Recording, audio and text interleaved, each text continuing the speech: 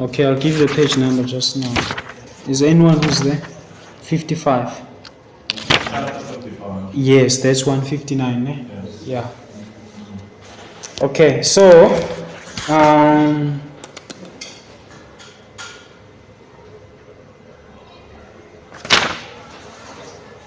okay, 55. However, I'm just going to highlight some of the things that I dealt with in this other class. I think online. I didn't record this class, so I'm just going to highlight a few things here.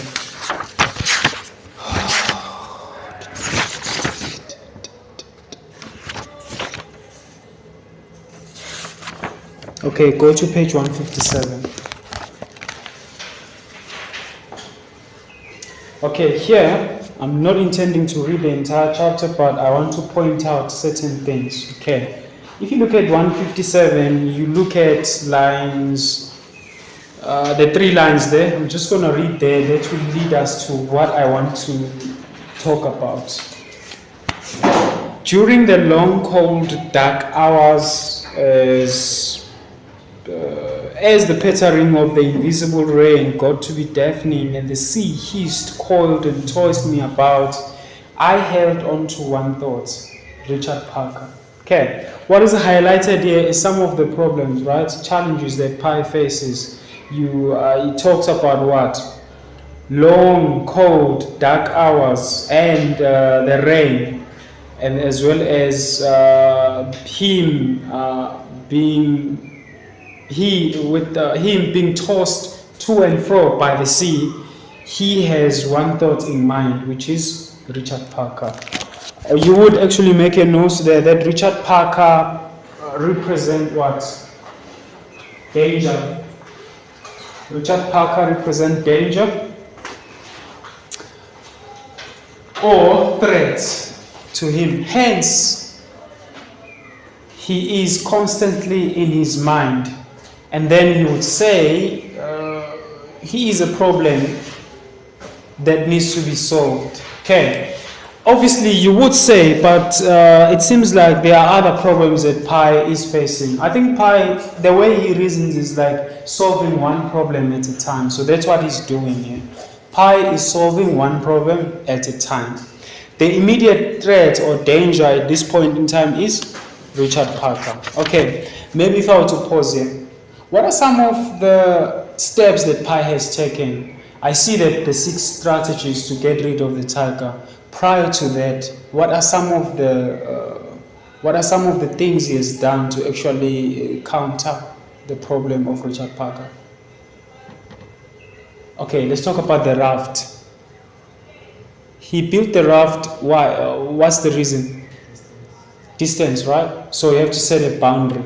Okay, he cannot be in close proximity with the tiger, so the raft then will help him to maneuver. Okay, so that's the first point. Now, if you go to page 158, he then, I'm going to read that because it leads us to exactly what I want to talk about. Then he says, I hatched several plans to get rid of him so that the lifeboat might be mine. So, he wants to take over the entire territory, so that's what he wants. Okay, so this is the plan. With these 6 strategies, I want us to look at his intellectual capacity to make good decisions or proper decisions. Okay, plan number 1. You see that each and every time he has an idea, he's not an irrational thinker, right? He's calculative. Every time he has an idea in mind, he assesses that idea. And then after assessing the idea, obviously, if disadvantages outweighs advantages, then he rejects that idea.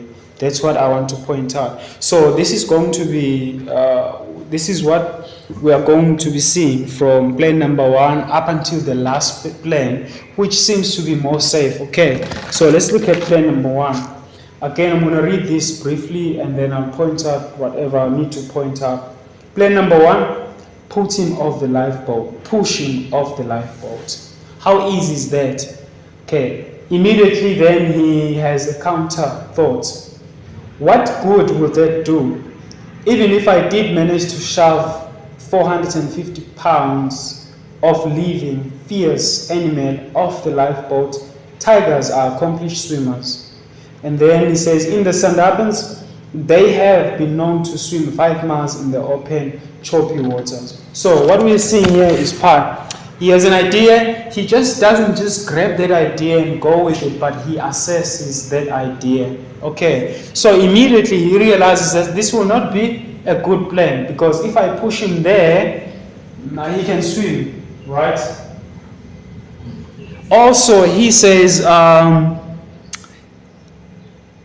if he found himself unexpectedly overboard, Richard Parker would simply tread water, climb back aboard, and make me pay for the price for my treachery. So, he might be very angry when he comes back. So that's why he rejected thoughts. Keegan? I think we also know that because Richard Parker really swam to the boat when the boat first sunk as well. Thank you. That's a very key. You remember when the Tintam sunk, you remember when he says, swim Richard Parker, swim, do you love love? If you love love, then keep swimming. So thank you for pointing that out. So it wouldn't work, okay? But if I were to present Pi as an irrational thinker, he would have just grabbed that thought and find out much later that actually Richard Parker can swim. And after that, Richard Parker would see him as a threat, and there won't be any chance of coexisting. Okay, so again, you see that decision making, you see that thought process. Okay, and then he comes up with the second plan. Plan number 2, kill him with 6 morphine syringes. Okay, now let's do it like this. Let's go back to plan number 1. Question, just make a note of it there. What stops Pi from going with the first plan? What stops Pi from going with the first plan? Again, this is about the reading for understanding, right? If you look at the first one there, what does it say? How would you respond to the question? Let me start with Mpati. Mpati, look at that paragraph. Or let me guide you. I just want you to put words. The first plan is to push him off the lifeboat. But then the question says, what would that do? Even if I did manage to push him, tigers are accomplished swimmers. And then Keegan has just pointed out that, remember, Richard Parker swam his way to the lifeboat, so he can swim. So how would you answer? What stops Pi from executing plan number 1? What stops Pi from continuing with plan number 1? Okay, don't say age. Because he realizes that, continue. Or he can swim. He realizes that Richard Parker can swim. Yes. So he's going to help him. So this strategy won't work thereafter. He realizes that. Yes. Okay, so that's how you answer the question. Again, it's in the text. These are 2 legitimate reasons that are given by Richard Parker. Again, I want you to see how Pi taps into his knowledge of animals to actually counter the thoughts of pushing the tiger. It's too dangerous doing that. Okay. Now let's look at plan number 2. Kill him with 6 morphine syringes. Obviously, that would be an overdose, right? This is a drug, right, for pain. He says, I had no idea what the effect they would have on him. Would they be enough to kill him? And how exactly was I supposed to get the morphine into his system? I could remotely conceive surprising him once, for an instance, the way his mother had been when she was captured. But to surprise him long enough to give him 6 consecutive injections, impossible. All I would do by pricking him with a needle would be to get calf in return that would take my head off. Again, he realizes Richard Parker is a threat, right? He doesn't know what will this actually do the trick, and then he remembers the way his mother was when he was captured. But then the question is, how do I then do it 6 times? How do I get this injection 6 times in his system? And then pricking him suggests that he is a very huge animal, right? As well as that he remains a threat and is dangerous. So he decided to not continue with this idea. Okay. And then plan number 3. Attack him with all available weaponry, and then again he criticizes or he assesses this plan. He realizes his strength, right? I was in Tarzan, I was spiny feeble vegetarian life form. In India, it took riding atop great big elephants and shooting with power rifles to kill tigers. What was I supposed to do here? Fire off a rocket flare on his face, go at him with a hatchet in each hand and a knife between my teeth, finish him off straight and carving sewing needles. If I managed to nick him, it would be a feat. In return, he would tear me apart limb by limb, organ by organ. For if there is one thing more dangerous than a healthy animal, is an injured animal. Again, knowing how injured animals behave, right? He knows also, he sees that this is not going to work. Richard Parker is going to tear him apart. He says limb by limb, organ by organ. Again, as he criticizes it, right, you look at advantages and disadvantages. The advantage here is to do what, or their perceived outcome is to attack Richard Parker, but he realizes that he cannot. Okay, and then he doesn't go with this plan, obviously. Plan number 4, choke him. And then he says, I had rope.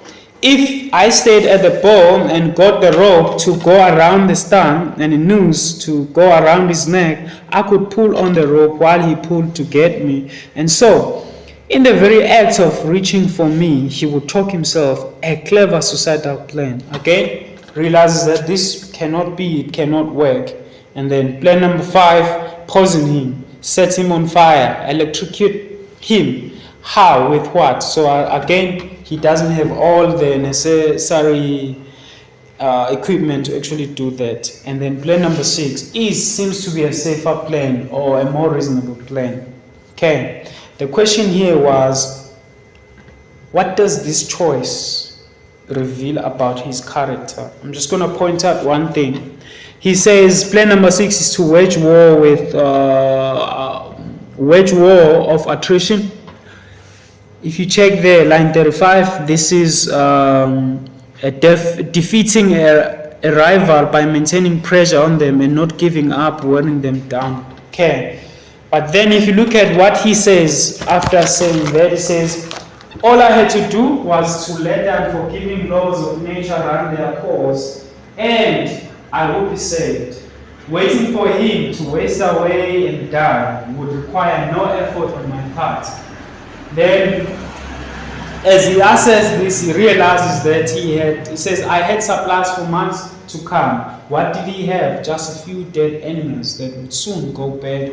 What would he eat after that? Better still, where would he get water? He might last for weeks without food, but no animal, however mighty, can do without water for an extended period of time. A modest glow of hope flickered to life within me, like a candle in the night. I had a plan and it was a good one. I only needed to survive to put it into effect. Okay, let's look at the strategy that he chooses. What are some of the advantages that he outlines here for choosing plan number 6? Okay, maybe let me change the question slightly. How does Pi assess plan number 6? What are some of the things that he based it on? Waiting for nature to take its own course. On what basis will you wait for nature? What are his findings? Okay, yeah. Richard Parker will die of You say Richard Parker will die after a while. What would cause him to die? Okay, hunger, right? That's nature, right? And dehydration. Okay, dehydration as well. So hunger, dehydration, because there's no water, right? There's just some of the things he said. What does he have? He has a lot of what? Supplies. So on those bases, but you do notice that after this, he notices something about the tiger. But before we go there, go to 159. Look at the last 3 lines. I'm going to put a question there. That is the answer. The answer is based on plan number 6. A modest glow of hope flickered to life within me, like a candle in the night. The rest of that is an explanation of why he experiences that feeling. Account for the reason, account for the reason Pi says, a modest glow of hope flickered to life within me. The answer is there, but can you use that? Account for the reason why Pi says, a modest glow of hope to life within me. A modest glow of hope flickered to life within me. Account for the reason Pi is hopeful. That's what I'm saying. Can you see that? Do you want to try? Don't worry, it's private school vibes, no? 4 learners in class, everyone gets attention. It is because you had a good plan and you felt like you didn't work. Only to survive in order for the plan to work. Great. Yes, that's the answer. Pi has a plan. It's a good plan. The only thing he needs is to survive. Okay. The fact that Pi is willing to wait that long. Okay, maybe let me say that long. The fact that he's willing to wait, because we never know when the tiger is going to die, right? But it's going to take some time. The tiger can die now. The tiger can die tomorrow. The tiger can die next year. The tiger can die after 3 years. It's nature, right? It's going to take its course. But the fact that he's willing to take his chances on nature, what can you say about that? Well, I don't anticipate anything there, but I want to hear what are your thoughts? Counting on nature. What do you think is Pi's understanding of nature in any case? Pi knows something about nature, so he decides to rather count on nature. What is his perception of nature then? Just to stretch our minds.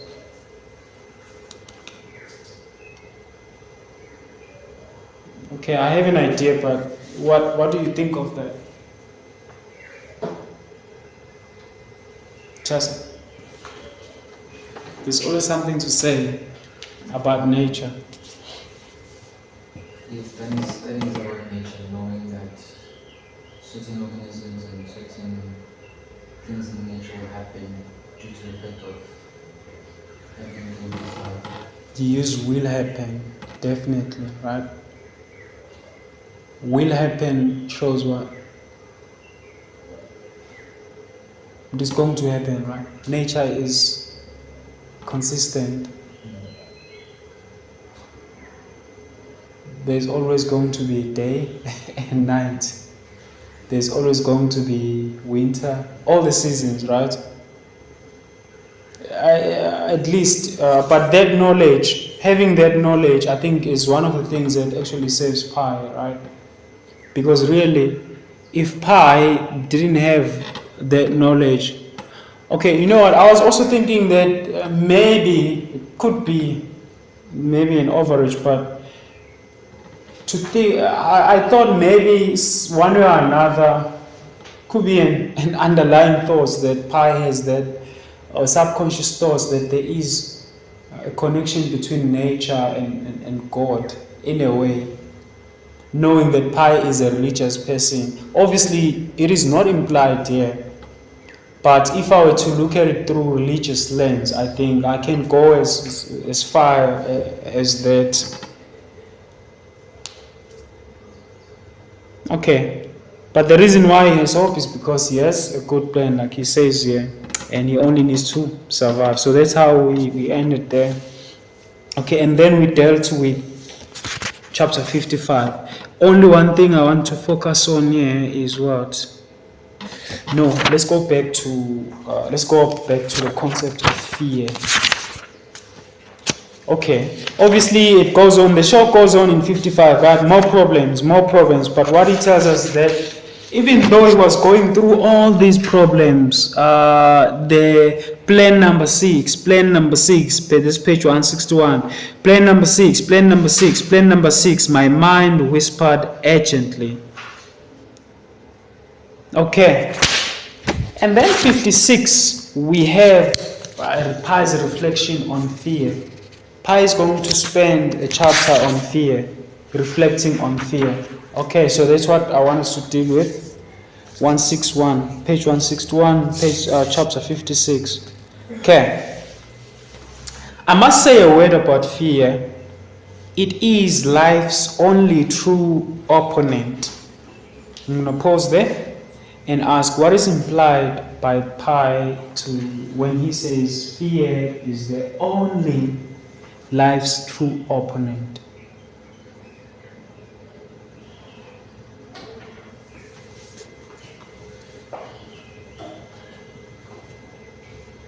It's more like saying fear is only life's true challenger.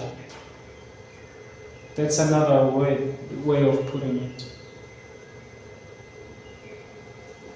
What is implied? What is your understanding of that? What does it mean? Okay, take into consideration all the problems he has faced in the Pacific Ocean, and for him to say, you know what? The only problem here, the only thing that can shape life is fear. The rest of these things are meaningless, but fear itself. Okay, can you deal with the thoughts? What is implied? Okay, maybe let me ask this question. If you had known your whole life, that's the only thing in life that can actually push you to the edge is fear only. Other than that, life is easygoing. So can I ask, are you asking as fear being a positive motivation for you to do things, to push you to do things like that? Or are you asking in a negative way where it's preventing you from achieving your ambitions? Well, that would be your interpretation of what fear does to a person. I was asking, what does it mean if he says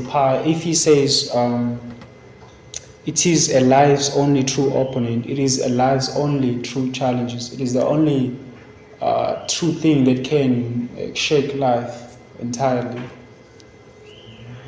What is he saying? What do we understand him to be saying? And then I asked, if he had known that fear is the only life's true challenger, the rest of the things are really just things. But the only thing that can shake life is fear. Would that improve your life? Would that change the way you actually face challenges and deal with difficult circumstances? Yeah, of course, it's a side question. Keegan, what do you have to say there?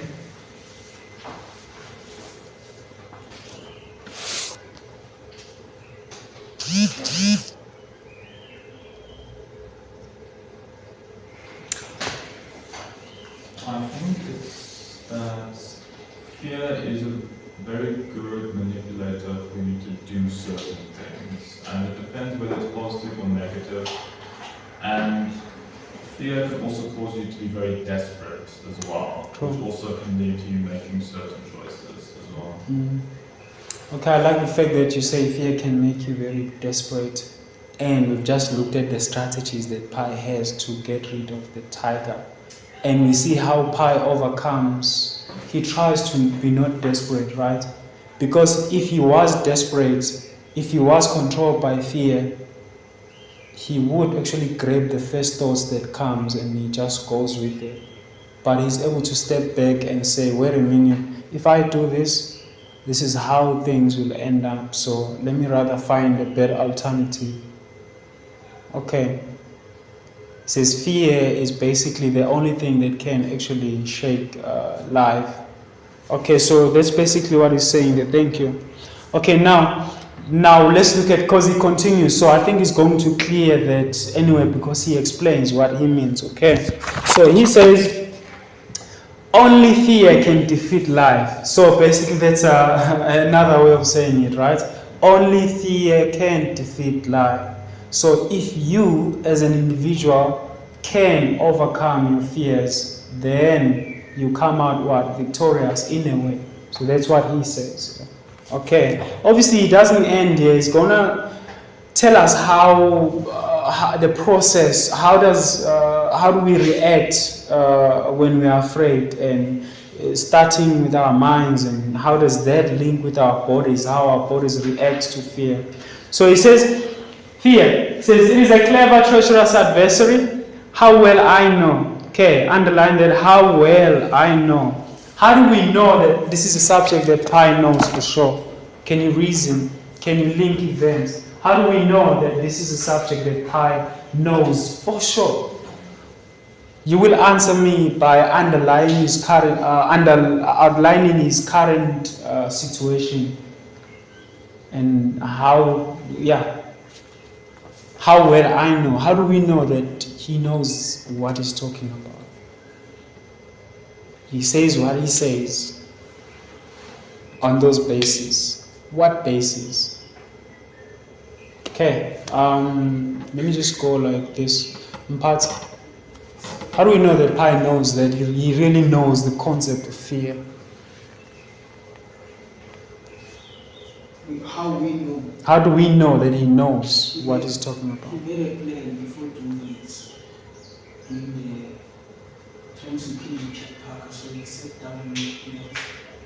Okay, let me guide you, man. He says, how well I know. He tells us he knows very well about fear. Okay, what made him to come up with a plan? He's afraid of Richard Parker. That's what you are implying, right? Okay, what else? What else is he afraid of besides Richard Parker? What are some of his problems? He's in the Pacific Ocean, right? Which is a very dangerous ocean. Okay, yes. So he would know, because Pi, one way or another, is facing death, right? He's staring death. That's what he's facing with currently. That's what he's dealing with. I feel like once somebody put a gun on your forehead, and it's up to that person to actually pull a trigger or not, right? That's where you beg for your life. Then you would know then what fear is, but you don't have to be afraid of death. I think that the idea of death itself is a bit scary. Even though you know that one day we'll go to heaven and we shall rest. But the process, dying, is problematic. That's the problematic part. So Pi is facing these horrible conditions, the sharks, the ocean itself, the tiger. So you see that places him in the right position to actually say, I know what I'm talking about. I know the concept of fear. Yes, so that's right. So, yes. Okay. So how you respond to that question, you look at his situation and all the things that he's facing, and then you say, okay, so this guy knows what he's talking about. If a soldier says,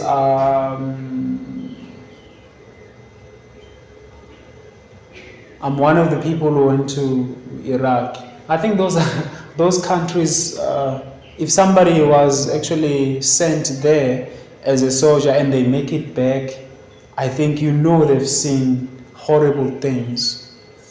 all the atrocities that comes with war and things like that. Those are the people who face death. You go out, you don't know whether you're going to come back or not. So you would respect a person like that when they tell you about fear, just like pie. So that's how we know, right? Okay, now he says, this is the thought process, or this is the process. He says it goes for your weakest spot, which it finds with unerring ease. It begins in your mind, always. We all can relate, ne? Where does fear start? In our minds. What if I fail matric? But then I remember what you said, you talk about a positive way of looking at fear and how it motivates you. But there's another destructive way of dealing with fear. Some people, when they face pressures of life, what do? They just let go of everything and they drown. Whereas other people are motivated to actually rise up to the occasion, apply pressure when they face pressure, stop fire with fire, basically. But here he says fear begins in your mind, and it is not really hard for fear to get into your mind. He says that is very easy. Then he says one moment you are feeling calm, self-possessed, happy, then fear disguised in the garb of madman and doubt. So slips into your mind like a spy. So it goes in when you least expect it, right? Then it says doubt meets disbelief tries to push it out. So these are all the things, right? I'm sure we are familiar with those and we know how they relate to each other. Okay, what else is said here? And then let's go to 162.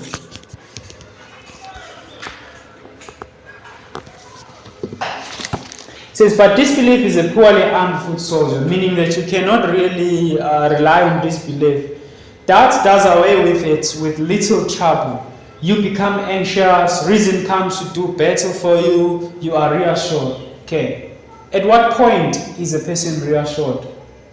And how is this reflected in Pi's decision-making process? Underline there, doubt does away with it. Sorry, underline from where it says, reason comes to do better for you, you are reassured. And then he says, underline also, reason is fully equipped with latest weapons technology. Okay, underline all that. And then the question there. Now, you know what, I'm asking that question because it alludes to that line, those lines that I'll ask you to underline. At what point is a person reassured? At what point is a person reassured? Anyone? At what point is a person reassured? Okay, I'm going to read that one more time, then I'll allow you to respond. It says, you become anxious, reason comes to do better for you, you are reassured. Question is, at what point is a person reassured?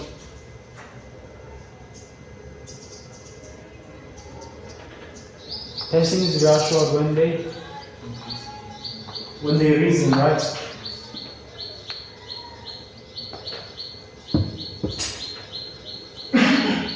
Okay, here's the answer. A person is reassured when they reason, when they think logically, or when they apply their minds to think logically. Now, in terms of plan number 6,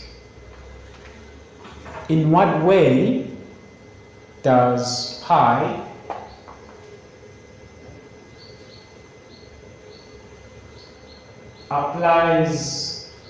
in what way does pi apply his mind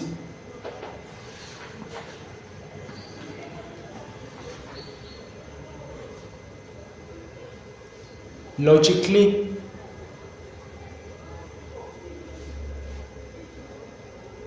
Okay, that's according to plan number 6. See, now we are able to, from what is said here, saying through reason you are reassured, right? In what way does he In what way is this reflected in point number 6? Okay, Killian? Well, Pi does compare his situation to Richard Parker's situation, and he goes on about the benefits he has and what Richard Parker has. Yes, exactly as I anticipated. That's the answer, right? He's able to assess his situation, looking at Richard Parker's situation. Says, I've got all the supplies. I'm at a position of advantage. What does Richard Parker has? Nothing. A bunch of dead bodies that will soon go off. Soon he'll be dehydrated. He will die. So that's reason, right? That gives you what? Reassurance. So that's what I wanted to point out. Thank you. Okay, now I'm going to proceed. Some of the things he says, but to your amazement, despite superior tactics and a number of undeniable victories, reason is laid low. Again, reason can be challenged, right? Reason can still be challenged. You feel yourself weakening, wavering, your anxiety becomes dread. Fear next turns to your body, which is already aware that something terribly wrong is going on. Already your lungs have flown away like a bird and your guards have slithered away like a snake. Now your tongue drops dead like an opossum while your jaw begins to gallop on the spot. Your ears go deaf. Your muscles begin to shiver as if they had malaria and your knees to shake as though they were dancing. Your heart strains too hard while your splinter relaxes too much. And so with the rest of your body, every part of you in the manner most suited to it falls apart. Only your eyes work well. They always pay proper attention to fear. Quickly you make rash decisions. Underline there. Quickly you make rash decisions.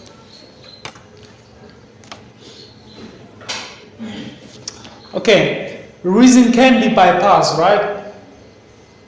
Reason can be challenged. You have everything you need. Okay, I had a discussion with the other class, and then I asked one of them, says, what's your worst nightmare? What are your worst fears?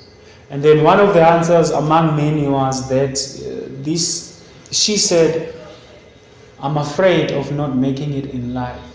Okay, how do we apply reason there? This is somebody who's already doing the most, right? They come to school every day, they make it to class on time, they prepare, and they're getting good results. They're getting A's, they attend extra classes, they are doing the best they can. Can we apply reason now in this sphere? If you were to apply logic, you would say, but why are you afraid? You should not be afraid because you're already doing the best you can, right? You're doing all the things that are going to help you to get there. So relax, sleep well at night because success is going to happen, basically. So you see, that's logic, right? That's reason. Okay, but then there's doubts, right? And then doubts creeps in. But what if I don't make it? What if things just go wrong? But still then you have to overcome, right? You have to. So think of Pi now having all these thoughts, realizing I have this, I can get through this, but sometimes there are days where he doubts. But then you have to pass through those doubts, right? Because the day you give in is a day you submit to all these things, okay? But then now he says, okay, because of this worry now, it attacks your body, right? It attacks your body, starting from the mind, going to your lungs, and then your whole, then you have what do they call it? Is it nervous system breakdown because of fear or anxiety? We know that people, some, they die because of fear, right? If you are constantly worried and so on. So basically that's the process he explains. Okay, and then he says, quickly you make rash decisions. Question there is, how does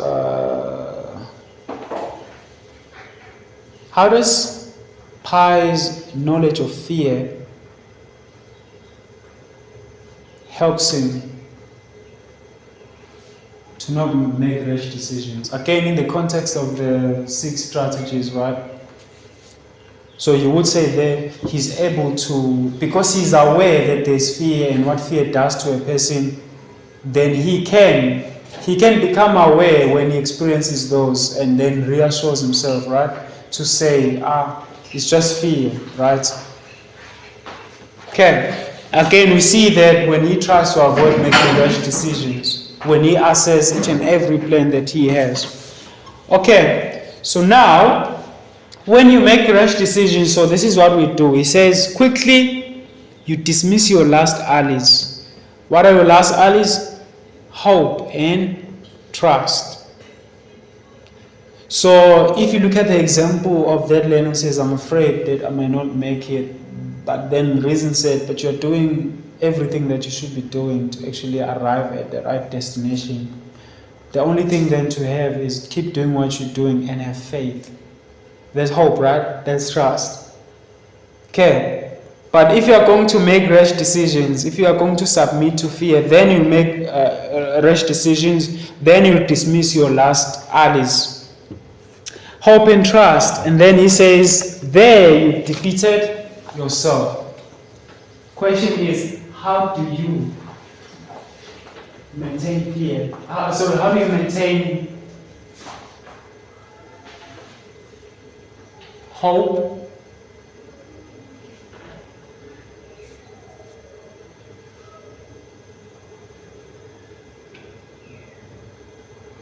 No. How do I want to ask this question? Well, I'm anticipating 2 answers, hope and trust. So what's the question?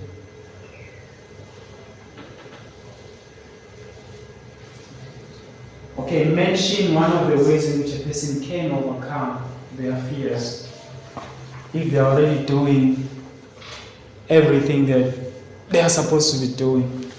So what do you say is? Focus on your goals. You focus on your goals and you remain hopeful and trust that whatever I'm doing, I'm going to arrive to the right destination. I think that's the only way. Ne? So that's what he says there. So if you have all these things, like Pi has made, has criticized all the plans and he has assessed and he has made a decision that plan number 6 is going to work. The only way now is to remain hopeful and trust that everything is going to work well. Okay. If you give in to fear, what is Pi saying there? You have defeated yourself. How does it position you then? It puts you in a position of what?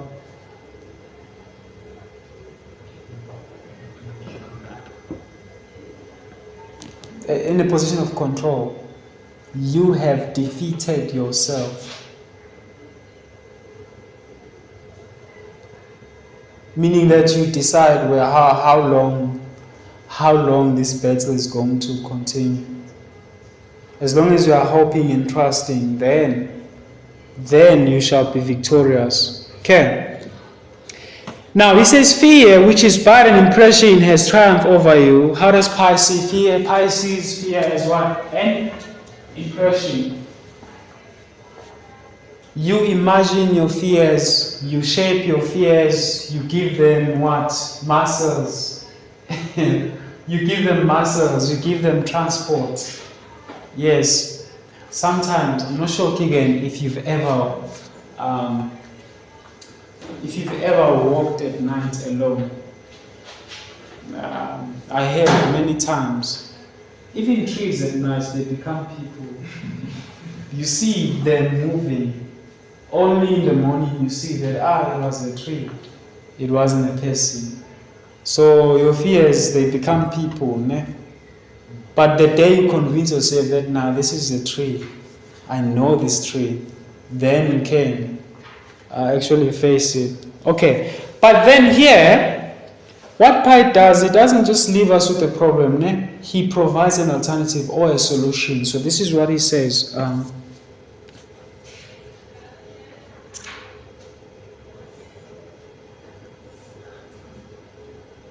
Okay, the matter is difficult to put into words. For fear, real fear, such as shakes you to your foundation. What is Pi's foundation?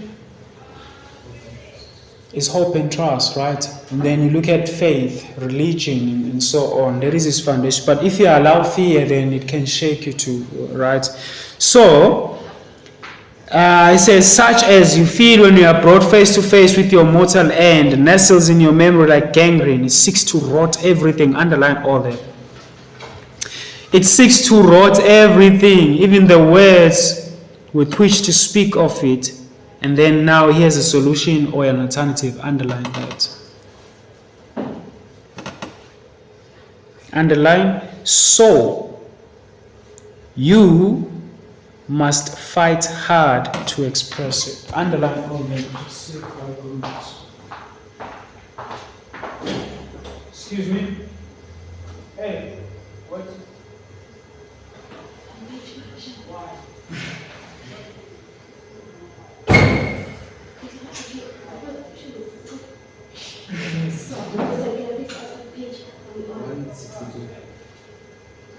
You know about them, like middle, just before chapter 57. Just Ruan. Is very upset. Ruan. Ruan.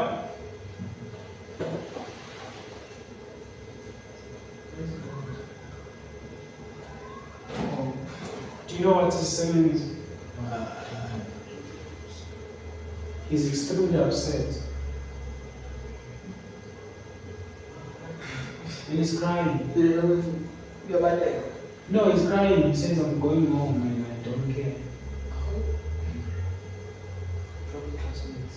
Where is he coming from? He's a great service. Okay, let me see. Maybe. Just want to find out where he's coming from. Okay, just finish that.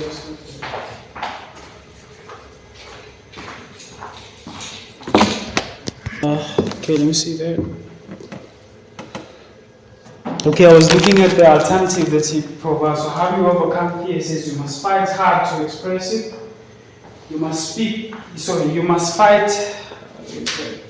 You must fight hard to shine the light of words upon it. Because if you don't, your fear becomes a wordless darkness that you avoid, perhaps even manage to forget. You open yourself to further attacks of fear because you never truly fought the opponent who defeated you. Okay, let's deal with that. Comment on the alternative that Pi provides to overcome fear. Or should we call it what? Strategy? Comment on the strategy that Pi provides. Comment on the alternative that Pi provides that the person can use in order to deal with fear. So what is it saying? It says you must fight hard to express it. What is Pi saying here? Should we pronounce our fears? Should we speak about our fears? Rather than just keeping them within. If we keep them within, then they become our what? Secret. Is that what he's saying?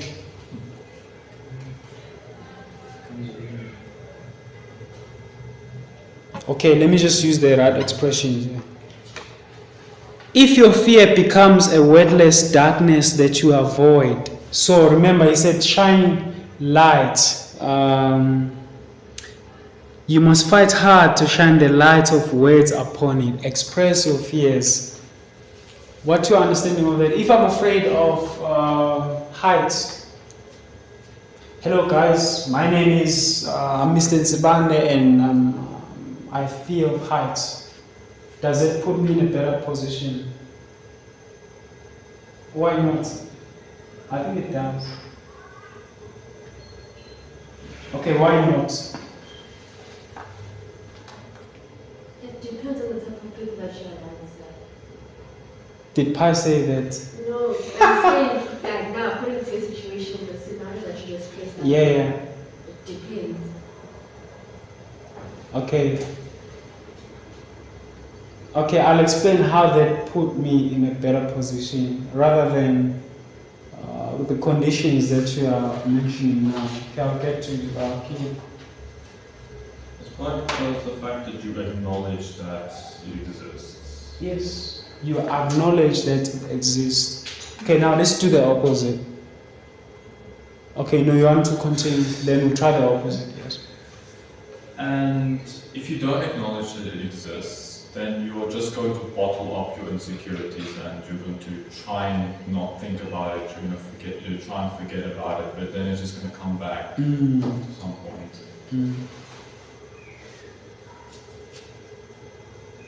Did we persuade you? No.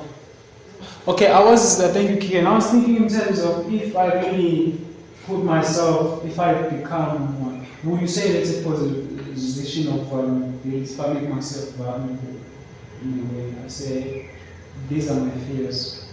What if Kataya says, I know a way that you can deal with this, come and show me.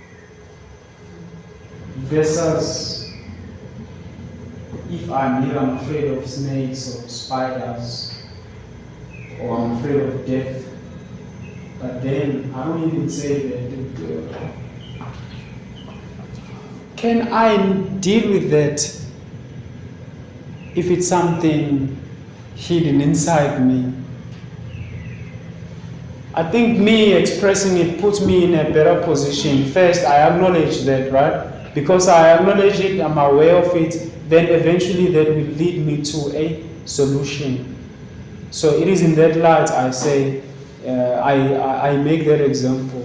Okay, but I'm not sure. Okay, let's go back to the conditions you put, that it depends on the type of people that are around you. Can you continue along those lines?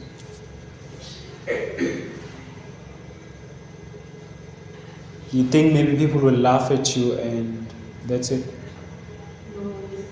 Okay, then the reasons are deep. I'm even more persuaded to hear them. Okay, what are you thinking? What are your thoughts on this?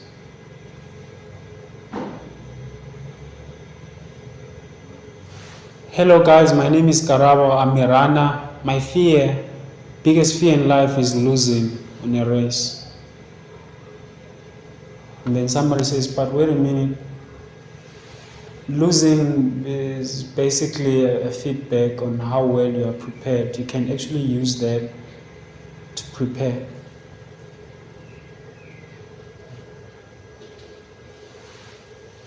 Okay, so what are you saying? It's fine. No, it's not fine. She hasn't told us what she's thinking, right? No, like in the context that you spoke about it in, I would not, but then like as to what Keegan has just said. Okay, so you are persuaded then. It's okay to say, I'm persuaded. Now I understand. In that context, I do understand.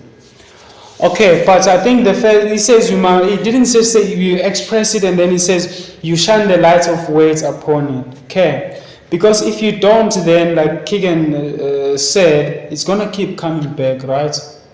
And you're in, you haven't actually tried to actually overcome those things. Okay, they say if you're afraid of heights, then you must actually face that fear. How do you overcome that fear? You take a jump, right?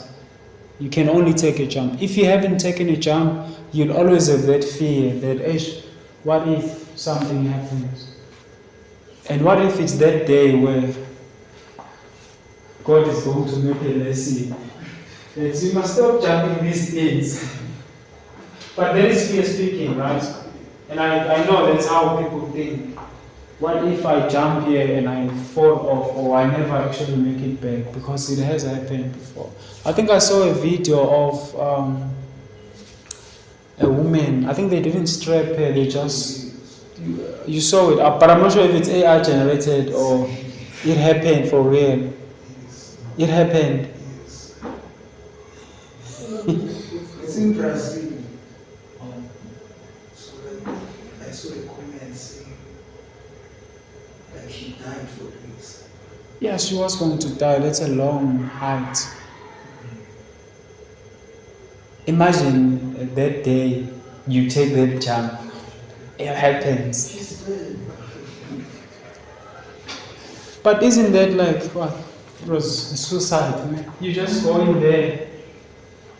In fact, do they push her or just she go and jump? No, I think they strap you before you push you. Yeah, but they didn't strap her. Yeah. Assisted suicide, just push. They need to strap you before you jump. Why did you strap her? I think the thing was lying on the ground or something. Came loose and she jumped. Why did she die? And someone was taking a video. I think they should prosecute the one who was taking a video. They knew. Why didn't they tell a person? Oh, it was planned. What? Maybe like I'm asking you. Oh yeah. You just don't record a video at perfect time like that. Just unless, yeah. Is it very notice? Yeah. So people were shouting, but it was on strike. They were busy telling people, we say, oh, stop her. They were busy telling people to stop her before she jumped, and she continued to jump. Yeah, I'm facing my fears. Mm. After I saw that video, I told myself, you know what, there are certain activities I'm going to stay away from. But again, that is fear. That means I'll forever be afraid of that. Yes, Steven. So do you think it's a lot like when you have a problem, like you're addicted to something, usually the first step is acknowledging that you have a problem. You see, yeah. Acknowledging it. Yes. So you see, I have an addiction. I vape. Or my family doesn't know that I'm addicted. I have a drug problem. So the first step is to express it, right?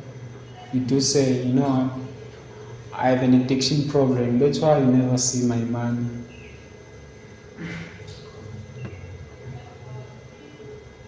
But if you don't express, then you're forever struggling. If you express it, there's a chance that there's hope for you. I think that's what Pi is saying, yeah. So, okay. So now he says, this is the closing line, so just underline all that and make a note of that. Okay. Now, 57 is a change. I think the whole plot changes around because, you know, he wants to kill Richard Parker all this time, trying to get rid of Richard Parker. But you look at how chapter 57 starts, it shows that now the plot is about to change slightly. You'll see, he will notice something about Richard Parker. That, you know what, Richard Parker doesn't. Now he is sure. But if he didn't know, if he didn't have that knowledge, he would have still tried to get rid of Richard Parker. Because now he realizes something that Richard Parker is making certain sounds, and because he makes this sound means that he doesn't see me as a threat, he sees me as a friend. So hence then the beginning of 57. But I'll give you a proper question there. He says it was Richard Parker who calmed me down. How is that ironic? That irony is also explained there. Do you see it in the next line? It is the irony of this story that the one who scared me witless to start with was the very same who brought me peace, purpose, I dare say even wholeness. And then there's a big question on the side, which is to say, do you think conquering your fears can bring wholeness, that completeness, that sense of peace and calmness? Do you think facing your fear can give you that? I think so. Okay, then I make an example of somebody who's been filthy rich ever since they were born. What do you think is one of their biggest fears in life? Is to lose everything, right? And then you have a scenario of a man or a woman who has had everything, they lost it. They pick themselves up, they work hard, they gained it again. Do you think they are afraid of losing everything? Why? It's a mindset of knowing that even if I lose everything, I can go work hard and get it again. So that's freedom, right? That's freedom. It means now you are not necessarily controlled by what you have. You know what I have I can lose, and I can find it again. I can work hard, I can find it again. So that is no longer the part of their fears. Okay. So the question here would be, what is the irony in this statement? It was Richard Parker who calmed me down. It's one of those questions where the answer is given to you. So you say, he says it is ironic because all this time he's been afraid of Richard Parker and he's been trying to get rid of Richard Parker. But now he says, Richard Parker, what is he doing for him? Sense of peace, calmness, purpose, and say wholeness. Okay, so that will be the question there. Okay, now this is how this comes about. I'm just going to read that. I've got a few minutes, 3 if not 4.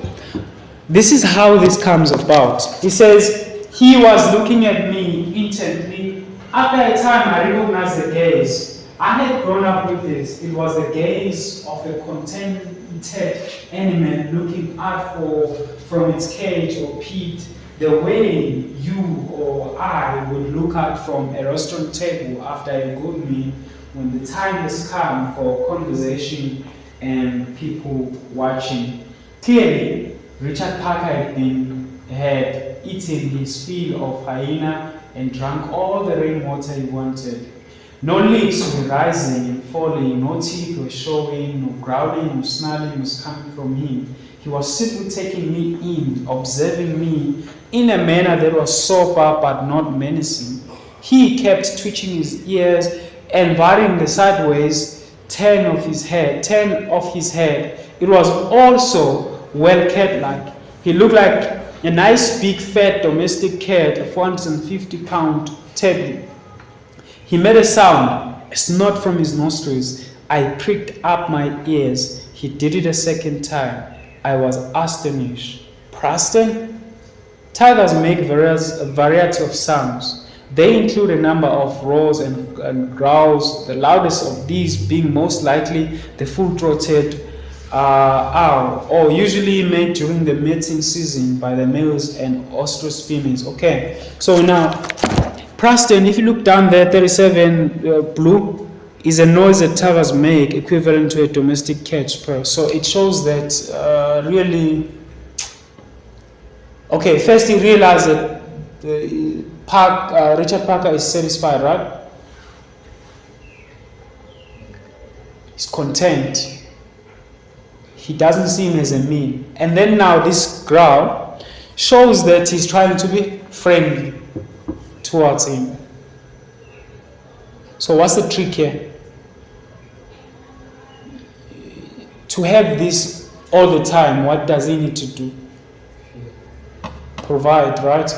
Feed him. Okay. And then now he says, but that knowledge, knowing that, right, really saves Pi, because if he didn't know that, he wouldn't have actually changed his strategy. So I just want to see if I can absorb.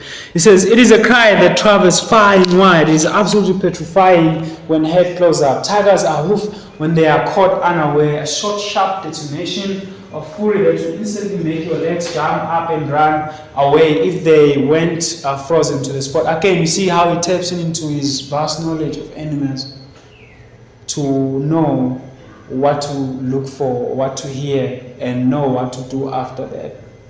Okay. Tigers, I think I read that. When they charge, tigers put up a throaty coughing roars. The growl they use for purposes of threatening has yet now guttural quality, and tigers hiss and snarl, which is depending on the emotion behind it. Sounds like the autumn leaves rustling on the ground, but a little more resonant. Or when it is infuriated snarl, like a giant door with rusty hinges slowly opening. In both cases, utterly spine-chilling. Again, his knowledge of animals is coming into play. Tigers make other sounds too. They grunt and they moan, they purr,